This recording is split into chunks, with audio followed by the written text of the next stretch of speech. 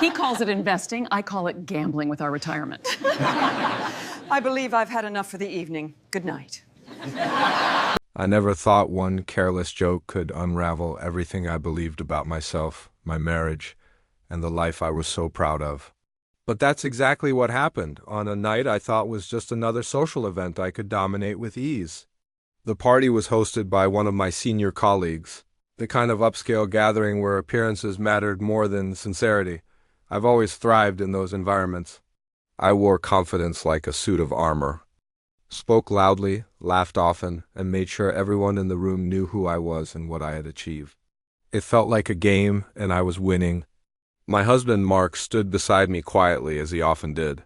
He held a drink, smiled politely at people who barely noticed him, and let me have the spotlight.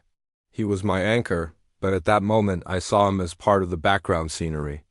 At some point in the evening, surrounded by coworkers and a few friends, I made a joke about him. It wasn't even clever. Just a sharp, dismissive comment about how he preferred staying home, cooking and avoiding ambition while I was out there handling the real world. The group around me laughed. I laughed too, feeling that familiar rush of being the center of attention. It felt effortless, like I was reinforcing the powerful, successful image I had carefully built for years. It was just another punchline in the performance of my life. Then I saw his face. He hadn't heard the beginning of the joke, only the punchline and the laughter that followed. His smile faded slowly, like something fragile breaking in complete silence. He didn't argue. He didn't defend himself. He just looked at me for a long moment, a look I couldn't quite decipher, and then he nodded slightly. He set his half-empty glass down on a nearby table with a quiet click that seemed to echo in my ears. That was when he spoke. His voice wasn't loud, but it cut through the lingering chatter like a knife. He said my name, just my name, calmly and clearly. Then he asked, "Does humiliating me make you feel bigger?" The room fell quiet. Instantly. People shifted uncomfortably, their smiles vanishing. The atmosphere crackled as they realized they had crossed a line from casual entertainment into something painfully real. He didn't insult me. He didn't raise his voice or show the anger I might have expected or even welcomed. He simply said he was tired of being treated like an accessory to my success. Tired of being mocked for choosing presence over prestige, for valuing our family's well-being over a corporate ladder. He said he was tired of standing silently while I mistook my own arrogance for strength, and then he left. He didn't storm out or slam any doors. He just turned, walked through the stunned crowd, and was gone. The silence he left behind was suffocating. It was so much worse than any shouting match could have been. Awkward conversations slowly resumed around me, but the spell was broken. I felt exposed, stripped of the confidence I had relied on for so long. For the first time, people weren't looking at me with admiration. They were watching me with pity, with judgment. I had become the spectacle. When I got home later that night, the house was eerily quiet. His car was gone. His absence felt heavier and more final than any argument we'd ever had. I wandered through the rooms, our home, and started noticing things I had long stopped seeing. The meal he had prepared for the kids before we left, with a little note on the counter. The way the house was always tidy, not because it magically stayed that way, but because he maintained it. All the small, invisible routines that had quietly kept our family functioning while I was out chasing validation from strangers. That night, I didn't sleep. I just sat in the dark, replaying that one moment, that one look on his face. The next day, reality began to settle in like a cold, heavy fog.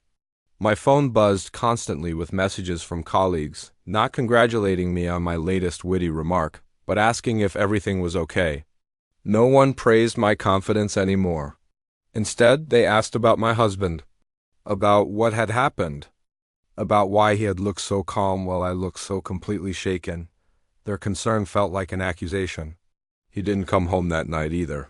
The silence in the house was deafening.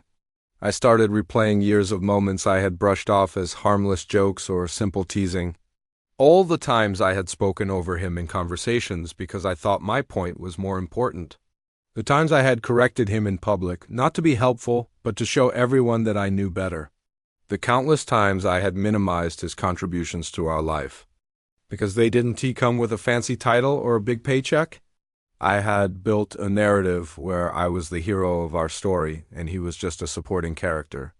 I had to face a devastating truth. I had confused dominance with leadership and his quiet strength with weakness. I finally realized that his silence wasn't acceptance, it was exhaustion. When he finally agreed to talk, days later, I braced myself for anger, for accusations. I had my defenses ready, my excuses prepared, but what I got was so much worse. It was disappointment. He told me he still loved me, but he no longer recognized himself in our marriage. He felt like a ghost in his own life. He said he didn't need admiration from strangers. He didn't care about impressing my colleagues, but he needed respect from his wife. He said that without that, everything else, the house, the family, the life we built felt meaningless. I tried to defend myself at first. I blamed stress, the pressure of my job, habits I claimed I didn't even realize had become so toxic. But as the words came out of my mouth, they sounded hollow even to me. The truth was simpler and much uglier. I had enjoyed feeling superior, and admitting that to myself hurt more than any of his words ever could. It was a profound, ego-shattering moment of clarity. So I apologized, not dramatically, not with tears and grand gestures designed to fix things instantly. It was a quiet, honest apology. I said I was sorry for taking him for granted, for disrespecting him, for prioritizing my image over his feelings. He didn't forgive me right away. He told me forgiveness wasn't something I could demand or earn back with one apology. It was something that had to be rebuilt, piece by piece, through action, and he wasn't sure if that was possible.